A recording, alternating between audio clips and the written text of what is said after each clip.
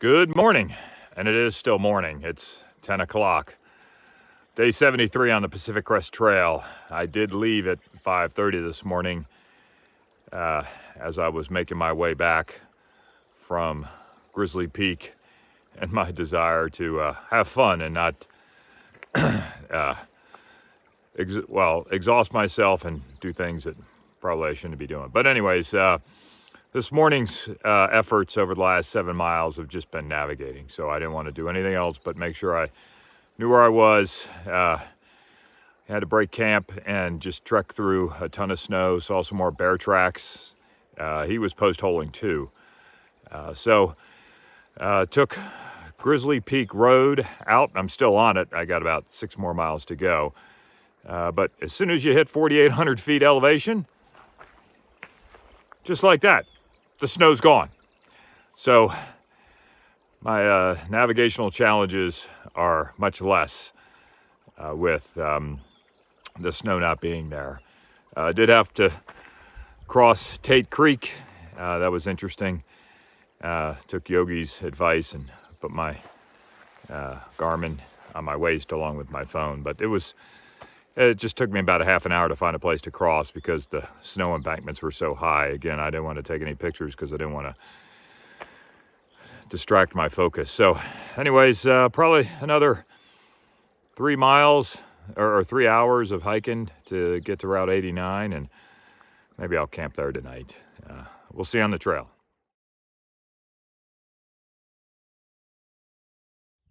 The bears are post-holing too. I have no sympathy for them. So, just a few thoughts. First off, and then there was no snow. What a morale booster. I mean, to be able to walk and not look for wells around trees or snow bridges. Just to walk. And it just reinforces how challenging winter camping and backpacking is, even though it's the middle of May. But anyway, so 5 days, incredibly different. First 2 days, I'm hiking in heat, and the first day I was wearing my hat-brella, as a Vietnam veteran friend of mine, Robert, goes by Bo, called it.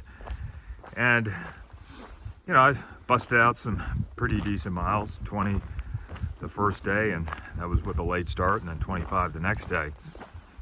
But then, following that, once I got out of Bernie Falls, I hit snow at the end of the day, and that was okay. And then the following day, I knocked out 18, which I thought was pretty good and was feeling good. And then yesterday, got to 1859, saw the footprints of a trail named Dr. Dave. He went up and over, and he was able to make it down. Then he cut off on a different trailhead to get to town. So I just looked at those footprints and said, that's not for me, and did the about face as I mentioned yesterday. Felt like I was prepared for everything, had enough food, had enough battery. The navigation, wow, there's absolutely no way I could have navigated that with a map and compass. The terrain looks so different with the volume of snow, and it's so easy to kind of get disoriented. So, of course, I had Far Out, and then I got this new app, Avenza app, and I downloaded the Nat Geo maps. So those were helpful. And then just the Garmin has a map as well. So that one shows areas outside of just the trail corridor. So that's how I found the road that I'm on now. And I called the Forest Service and said, hey, how's that road? And I asked him, does it get used a lot? And yeah, it does. So sure, there was a couple blowdowns on it. But the forest roads are so much easier to navigate in the snow. But they're not always easy to navigate. It's easy to kind of think a creek can be a road.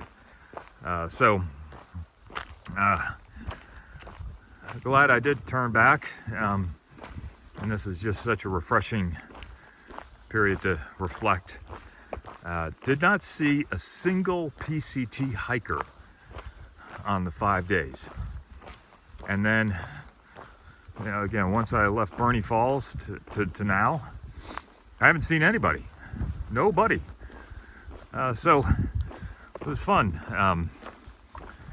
being by myself, and it certainly is different than hiking with a partner, although I'd probably prefer to hike with a partner. But there's some benefits to hiking by yourself. But anyways, that was fun.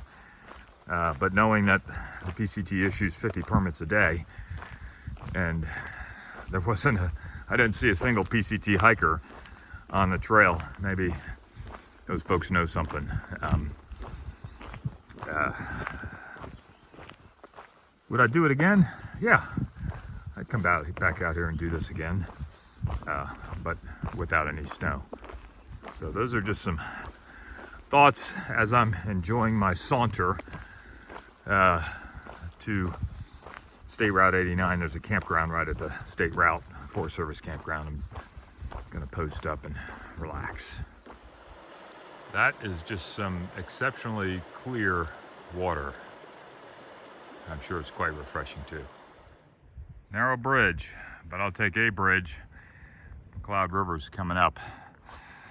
Fortunate there's a bridge over that, as well as the last two stream crossings. But Tate Creek, surprised it didn't have a culvert, and that's where I had to ford. I was not interested in attempting the snow bridges. So looks like somebody tried to be the first vehicle of the season and decided against it.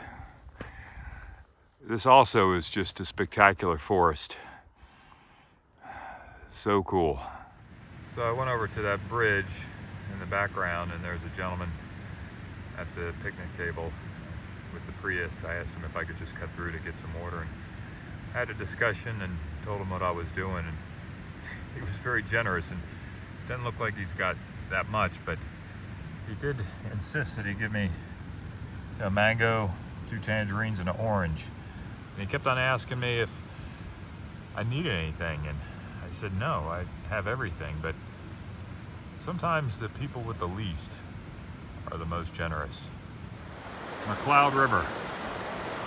Again, grateful somebody built a bridge. Finishing up day 73 on the Pacific Crest Trail. But I'm not on the trail, if you can figure that one out. I'm at the Best Western in Shasta. Cool town, just a spectacular view of that epic mountain that sits behind this town. So, didn't hike anything on the PCT today, but I hiked 11 miles to back out of my trek that I just said, nope, not gonna do that. And so went to the trailhead, and there's a campground there, and as I mentioned, there was a person there that was very generous, and then he came over and offered me a ride. So he gave me a ride to Shasta. Tried to give him some money, and he flat out refused. So again, I think the people with the least are often those that offer the most. Currently wearing my laundry attire, rain gear, even though it's not raining. Some people wash their rain gear. I'm aware of a laundromat in Connecticut near the Appalachian Trail that has banned AT hikers because for some reason wearing their Dyneema rain skirt counts as clothing. So I'm not going to do that here in the Best Western.